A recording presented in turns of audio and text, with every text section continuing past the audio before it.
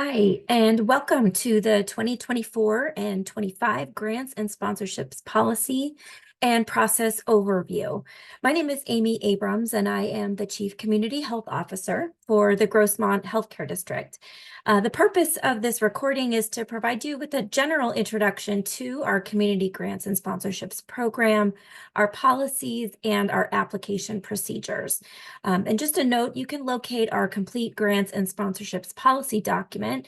It's available for download in the community tab at www.grossmonthealthcare.org. And that's got all of the additional details with instructions and application information. So let's get started with a very brief introduction to who we are as an agency. For those of you who are not familiar with us, Grossmont Healthcare District, we are a special district. A healthcare district responds to the specialized health needs of California communities. So we are a form of very local government. We are authorized by state law, established by the vote of the people, created back in the early 1950s when our area of Eastern San Diego County was really nearly entirely rural. There are more than 70 hospital districts throughout the state of California. Most of them are also in rural or formerly very rural areas and provide critical health services. So about our healthcare district in particular, again, we are a public agency that supports health programs and services for the residents of East County. You can see on the visual here that East County, and we're just using that term pretty loosely, but the boundaries of our healthcare district are in fact very specific, and they run from La Mesa and Lemon Grove on the western edge, the Campo, Buckman Springs area on the eastern edge, Tecate and the border with Mexico on the south, and Santee Lakeside to the north. At the Grossmont Healthcare District, we work with Sharp Healthcare, who leases our hospital. So it is called the Sharp Grossmont Hospital, and we work in close partnership with Sharp Healthcare, who runs the hospital day to day, but the district owns it, stewards the hospital on behalf of the residents of East County. We reinvest local tax dollars in community health programs that improve health and wellness in East County. Our mission is to preserve and protect the resources that are entrusted to our care. Our board of directors is committed to maintaining and improving physical and behavioral health of their constituents. And to do that, we partner with our hospital operator, Sharp Healthcare, to ensure access to state-of-the-art medical services for the residents of our district and others who, beyond our district boundaries, who use the hospital. And we anticipate and recognize the unmet healthcare needs of the communities we serve. Just a quick note on our governance and our structure. We are governed by a 5-member publicly elected board. You can see on the image that's on screen here, the various zones that each of them represent.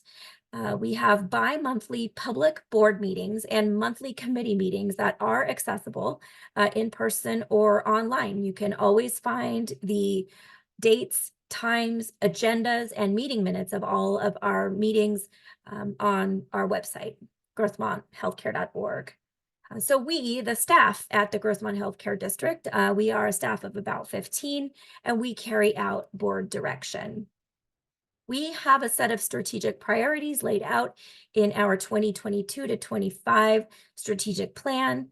Our 3 strategic pillars, if you will, our community health and wellness, our partnership with our hospital, and the support of chronic disease management in our residents. Access to care, of course, underlies all of these strategic priority areas. So what do we do? In addition to working with Sharp Healthcare to operate the hospital, The Grossmont Healthcare District operates a free health and wellness library, which is located in La Mesa. It's available to anyone who lives, works, attends school, or has any type of a healthcare connection to our district. We support East County's future generations through scholarships for students that are studying or training for healthcare careers. And we fund local nonprofits through community grants and sponsorships.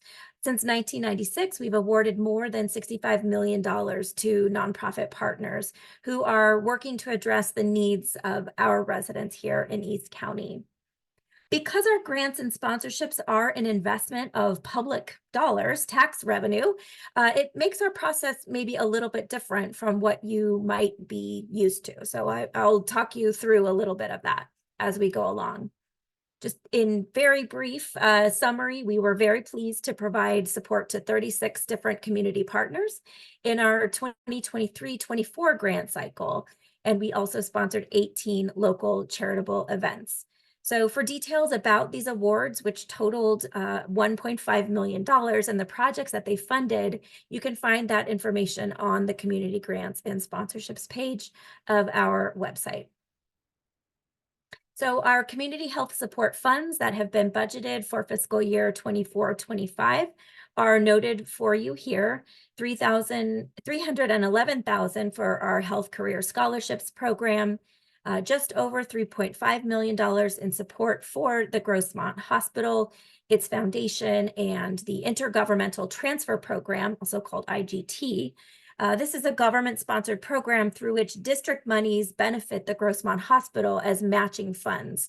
And these are for the provision of care to uninsured and underinsured patients. And of interest to all of us here today is that this year, again, $1.5 million has been allocated for the community grants and sponsorships program. Every year, the Board of Directors reviews its funding focus and updates the priority areas as needed. They use information from the County of San Diego's Health and Human Services Agency and the Hospital Association's most recently completed Community Health Needs Assessment. The most recent CHNA, Community Health Needs Assessment, was completed in 2022, and our priority areas are noted for you here. Aging related concerns, behavioral health concerns, including mental health and substance use disorder, and the three top most important chronic conditions, most impactful to the residents of East County, which are heart disease, cancers, and stroke. But please note that our grants program does place particular emphasis on projects that provide direct hands-on care. This information that you see on screen here is available in Addendum B of our full grants and sponsorships policy. It's also available as a downloadable handout on our community grants and sponsorship page. But in brief review, our application window this year is July through October. So the application forms will be open on our website on Monday, July 1st, 2024, and will remain available through the close of business on Thursday, October 31st, 2024, or when all of our budgeted funds have been committed. So just to give you a general sense of how our review schedule works, the 15th of each month, so July, August, September, and October, at 5 o'clock, there is a deadline for consideration in the following month's committee meeting. The last week of each month, an internal group of us on district staff review all of the applications that have come in before and close of business on the 15th of that month. We review them in preparation for sending them on to the committee. The Community Grants and Scholarships Committee is made up of 2 of the 5 members of our Board of Directors, and they meet on the first week of the month. So at that time, they review the applications for potential recommendation for funding or recommendation to not be funded, to make those recommendations to the full Board of Directors. And then on the third Thursday monthly, our full Board of Directors meets and those grant and sponsorship requests that were recommended for funding by the committee are considered and voted upon. So just a note, all of these meetings are open to the public. And again, you can find the schedule on our website. They are subject to change every now and then. You know, calendars need to be moved around, but we do that with notice and it is always posted. So just a few things to keep in mind. Applicants should not assume that having gotten your application in by that deadline of the 15th means that the board will be able to consider it in the following month's meeting. Occasionally, we have very high volumes of applications and the committee is limited in how many they are able to review. So applications in those cases will be reviewed in the order in which they were received. Additional applications will be moved to a subsequent meeting. We will keep you informed of this process or any delays. I just want to make sure that you're aware of that. At times, more documentation might be required or an applicant might be invited to attend one of the committee meetings and provide some additional information. In these cases, we call this just a deferment of the request. It's a very common occurrence. It happens. It doesn't necessarily mean anything good or bad about the outcome of the recommendation. It just means that the committee is requesting a little bit more information. So you may hear from me or another member of the team, or you might be invited to come and answer questions in a committee meeting. And a final note here is just that no organization is entitled to an award based on prior grant funding or a guarantee of similar funding in future years. A few notes on how applications are reviewed by the committee. This is just a broad review of the board's major considerations when they're reviewing grant and sponsorship requests, but more details are available within the written policy. First and foremost, what is the project or the event's anticipated direct impact on the health and well-being of the residents of East County? Does the request draw a clear connection or a nexus between the proposed activities and the provision of beneficial health services? Are other funding sources available for this project? And if so, can the Grossmont Healthcare District help to fill a specific gap? Are clear and measurable goals described? What is the organization's current capacity to address the identified problem? As a tax-funded public agency, our grant and sponsorship awards must directly benefit our district. But note that agencies that are headquartered outside of East County or whose projects will also benefit residents in other areas of San Diego County or elsewhere are certainly also eligible to apply. We just ask that you please clearly describe how East County residents will be affected. Okay, sorry. And one note regarding sponsorship requests is that if you're requesting funds for a recurring event, the board will request a brief financial summary of the prior year's event. And that helps them evaluate the return on the investment. Just a few notes here on other priority considerations. Again, projects that provide direct hands-on care and support our agency's strategic priorities are the top considerations. Projects that involve collaboration with other service providers are looked upon favorably. Our board is always looking to distribute grant funds across our district's very large geographic boundaries and between a variety of programs that will meet the range of health needs in our region. Finally, please note that organizations who have not received funding in the past or current grantees that have not been awarded every year for the last 5 consecutive years will receive priority consideration. This doesn't mean that organizations that have received consistent funding from Grossmont Healthcare District should not apply or are not eligible. Just newer agencies are higher priority for the board at this time. A couple of items that are new for this year. First, significantly, there is a shorter application window this year. So it now ends on October 31st, 2024, which is 2 months shorter for those of you who are familiar with our grant cycle here at the Grossmont Healthcare District. And probably the most significant is that we are now using the Submittable Grants Management software. I'm going to give you a very brief demo, kind of look through the portal, but we keep a list of links to helpful submittable information and contacts for support available on our website. Do know that technical assistance is always available through Submittable. A note on the applications themselves.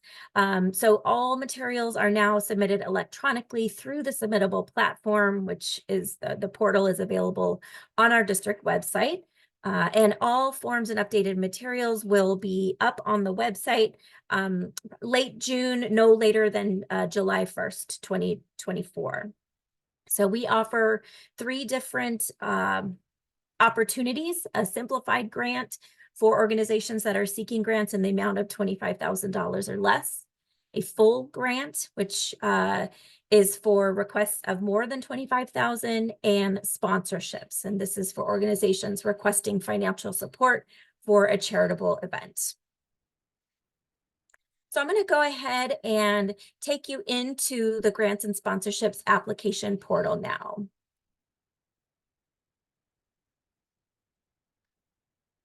Okay, so this is our homepage of our website, and you will access information about our grants and sponsorships program through the community tab.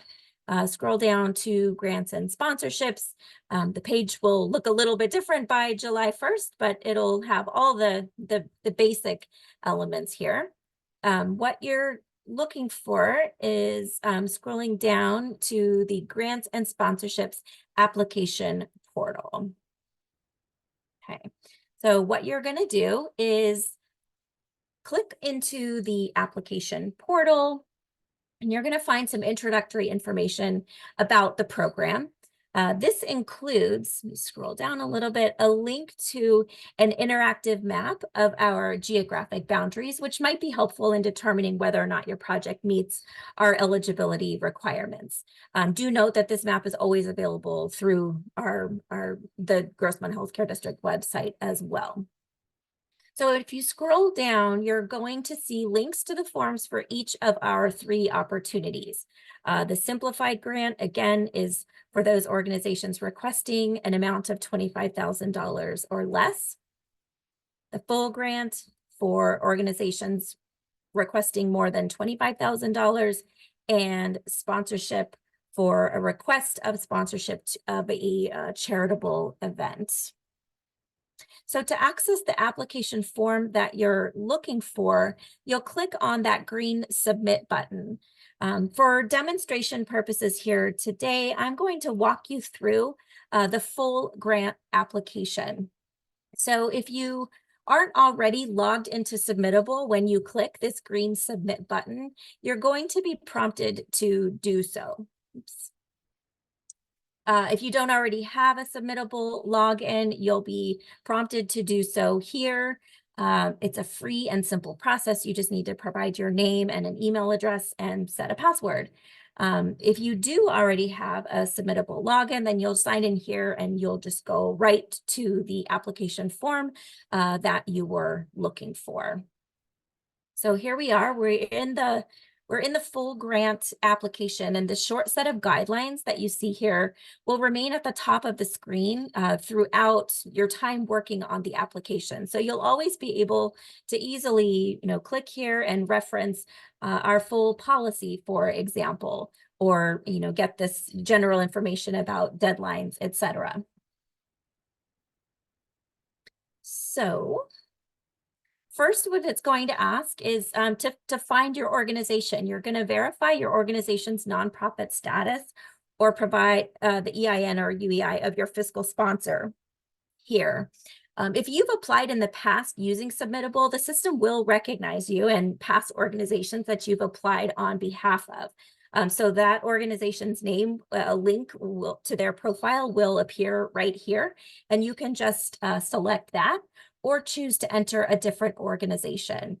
So as long as your organization is a registered nonprofit, Submittable system will recognize it. So I'm going to go ahead and enter in an EIN here.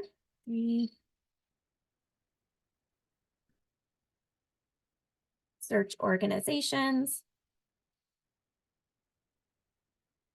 And I can select this particular clinic that I am submitting on behalf of and go ahead and access the application. Okay, so here we are on the full grant application.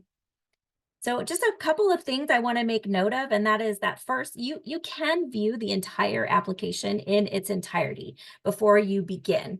You can just scroll through and you're going to see everything that you're going to be asked to provide. I'm just scrolling through this really quickly. I'm going to go through it in a little more detail here in a moment. A second thing that I want to point out is that the system is conducting autosaves every few minutes, and you may pause and save a draft to come back to at any time with this little button here. So at the bottom, just click Save Draft.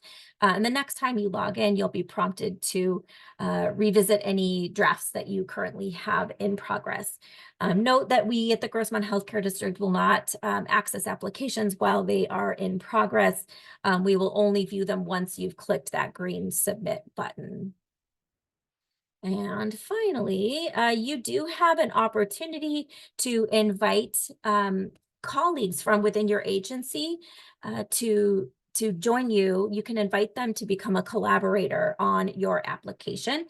So if, for example, there's other folks that you want to provide budget or financial information, you can invite them to go ahead and do so. So let me give you a very brief walk through this full grant application form. So you're going to be asked to provide basic organizational information, including a brief narrative introduction to the organization, just a couple of sentences here. You will provide your own contact information as the person who is applying, as well as the agency's director's information if you are not that person. So, we request information about your organization's current board of directors and the most recent version of your nonprofit bylaws. You may provide a link to an organizational brochure or a program flyer, but this is optional, not required. Finally, we ask that you indicate whether or not you've received any grant or sponsorship funding from GHD within the past 5 years. If yes, you will be, if you have not, you will just go on to the next question. But if you have, then you will be asked to indicate, which years you received funding for, and then you'll have an opportunity to write in here what grant funding or sponsorship funding was received in those years. So just for those years that apply.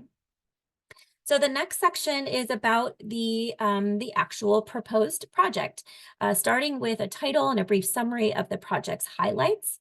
You'll need to provide us with a few key pieces of information up front, including the amount of funds being requested, the number of unduplicated Grossmont Healthcare District residents to be served through the project during the year, the age group or groups of the population that will be supported through the project, and which of Grossmont Healthcare District's strategic priorities best aligns with your project.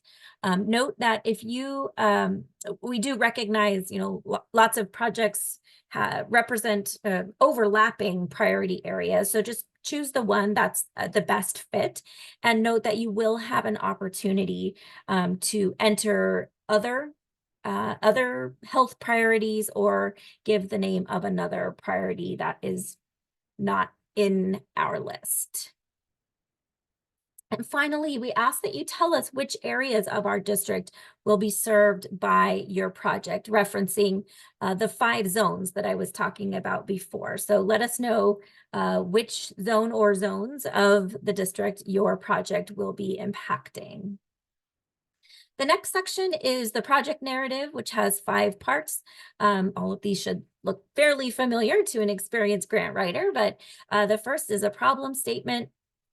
The second part of the narrative is information about the organization's capacity to address the identified problem. The third part of the narrative is information about the community that's going to be served through the grant project. And then part 4 is about the project itself, the who, what, why, when, all of that, what it is that you plan to do. And then the final section, there we go. The final section is the identification of project goals. Beyond the number of residents that you anticipate reaching, we ask you to provide a list of, just briefly stated project goals, and describe for us how it is that you anticipate measuring your impact and your progress toward those goals. So just a note that if you're awarded the grant, these are the goals you'll be asked to report out on. So please do keep them specific, measurable, and achievable. Just a note there that each of the narrative sections have a word limit of somewhere between 250 and 750 words. The final section of the application is where you'll provide a project budget and information about your organization's funding sources. So you'll enter the project budget directly into this table using the fields provided for your for the most common expenditures. We have the basic fields labeled for you, or line items labeled for you here, but you do have space to write in your own entries. Full grant applications do require the completion of what we call the all budget sources form. Let's see, sorry. This allows the committee to understand all of your organization's sources of funding, your total organization budget. And again, there is space in the form for you to add your own entries for funding sources that aren't listed. All right, on to the organization's financials. If your organization is regularly audited by an independent CPA, you'll be asked to upload a copy of the most recent set of audited financials that you have. If you are not, yes, you've got a yes or no here. If your organization is not audited, then we are still going to ask for your most recent set of financial statements that will provide the following information: a statement of financial position, statement of activities, and a statement of cash flows. This last section here is just a request for a couple of the key figures from those financial statements. And then you will be required to attest and digitally sign the application before you're going to be able to click that green submit button. So that is the full grant application. I'm not going to walk you through the simplified grant application because there really isn't anything in it that isn't required in the full application. So you've seen it.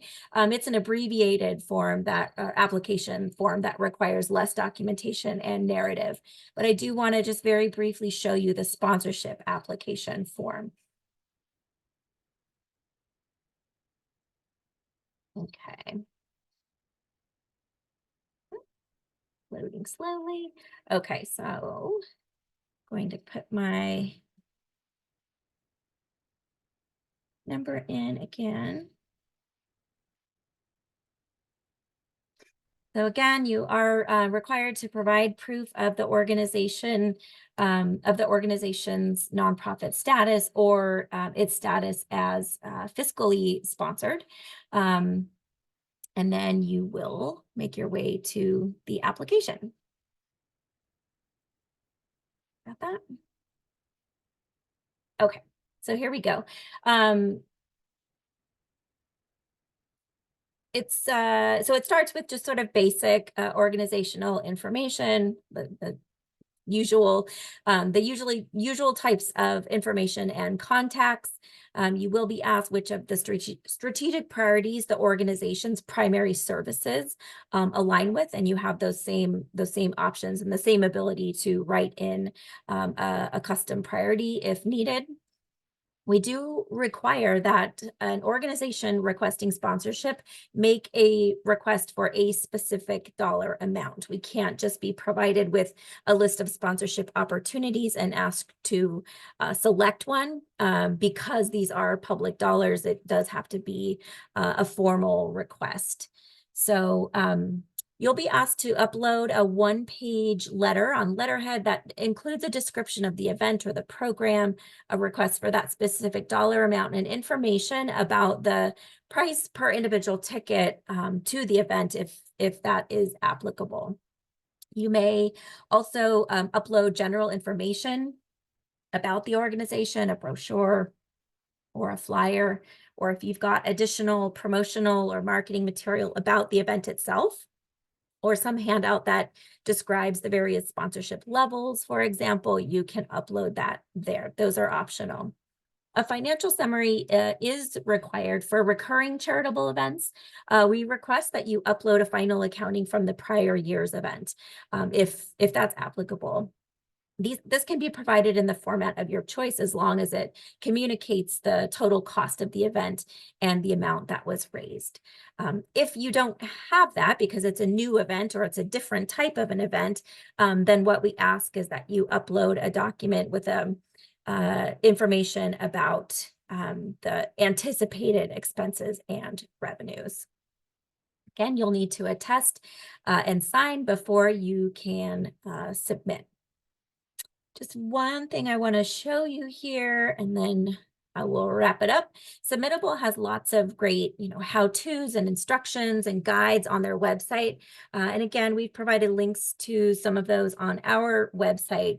But you can also access technical support from the Submittable team during the application process by clicking on this green question mark that will take you to their feedback and support page. So here you will see information, responses to frequently asked questions, but then you can also click here to send a request for technical help. Okay, that's the end of that. I'm going to go back to the slides and get wrapped up here. Okay, so a brief note, an overview, what happens after you receive a grant or sponsorship from the Grossmont Healthcare District. If the board does vote to approve your project or sponsorship request, you'll receive an email from our executive assistant, usually within a week or so, but sometimes we do get backlogged, but we will officially notify you of the award and send a grant agreement for review and signature. This will include all the details you need for reporting and invoicing. Just a note that if you are awarded a sponsorship, it's your responsibility to send us the invoice. That doesn't happen automatically, along with any deadlines for logos, artwork, verbiage, etc. that you might need. Program update reports are generally required quarterly for most grants, unless you're receiving a grant for a one-time purchase. Reports are now going to be submitted via Submittable, and those forms will be available in the portal soon. Instructions will be provided to grant award recipients at the time of the award. Our reporting requirements are pretty simple and straightforward, but our request for the quarterly update on the number of unduplicated clients served does frequently cause some confusion. So I want to just walk through a quick example of what that would look like. So what we ask is that when you complete your first quarterly report, you tell us what that goal number is. That, of course, was included in your grant application. So we are asking that you fill in for each quarter, the number of unduplicated residents of the Grossmont Healthcare District that you anticipate serving in each of those quarters. So again, these are unique clients or patients or contacts who were not touched by that particular program in a previous quarter.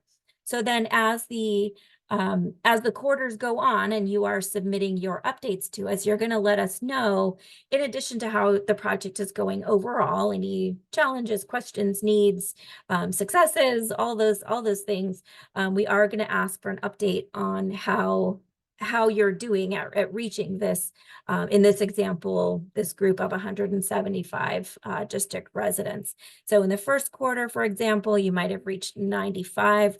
In the second quarter, you may have reached 27. Do note that this number should not be cumulative. You're putting in the number of new, unique, unduplicated clients seen in that quarter.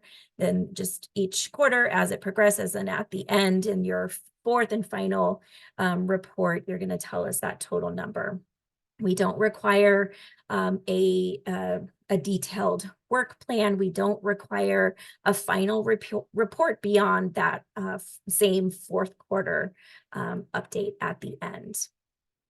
A note on invoicing the district for your grant funds. Invoices need to be billed to billing@grossmonthealthcare.org. And again, you'll receive these instructions when the grant is awarded. Just like to help people know what to expect. We're going to ask you to include a unique invoice number, the term of the agreement, the dates of the agreement, the quarter for which you are invoicing, and the purpose and use of the grant. You'll find that on page 1 of the agreement. If there is any applicable documentation, so for example, if you're receiving the grant for the purchase of a piece of equipment or a vehicle, for example, then we would request documentation, the receipt, but in most cases, we are not asking for documentation to go along with the invoice.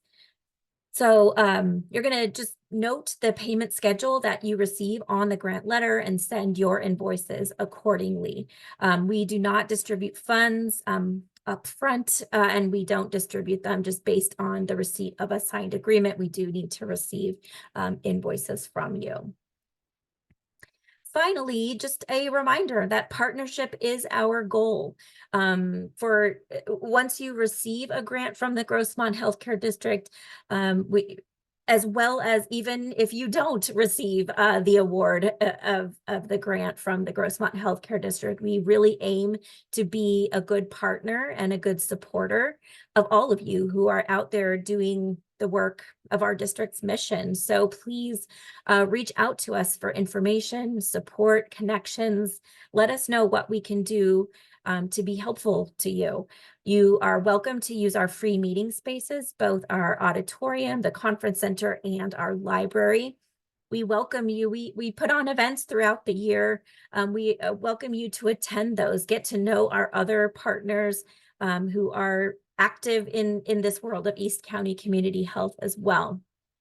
Sign up for a library card. You're eligible. If you're working in East County, you're eligible for a library card, and then you and your clientele, whoever you're serving, will have access to our catalog, an amazing collection of health information, as well as free wellness programs.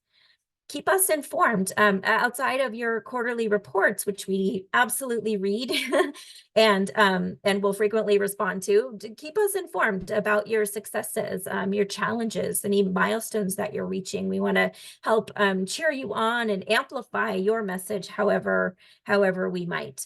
We do ask that you acknowledge grant funding and any materials or communications specifically related to the project that the Grossmont Healthcare District has funded. And on our website, you're going to see information about, for current grantees, you can find our social media and branding guidelines. You can find downloadable versions of our logo, etc. That's all there for you. So if you are talking about any programs supported by the Grossmont Healthcare District, please tag us on social media and use our hashtag of East County Health. So that's it. Contact information for myself, Christian Wallace, our Chief Executive Officer, Randy Baker, our Executive Assistant and Office Manager, and Justine McQuaid, who is our accountant. Those contacts are all provided for you here. Follow us on social media. And of course, you can always find all the detailed information about this program on our website. Thank you so much for watching. I hope this answered all of your questions. And if it didn't, you know how to reach us, and we'll look forward to hearing from you soon. Thank you.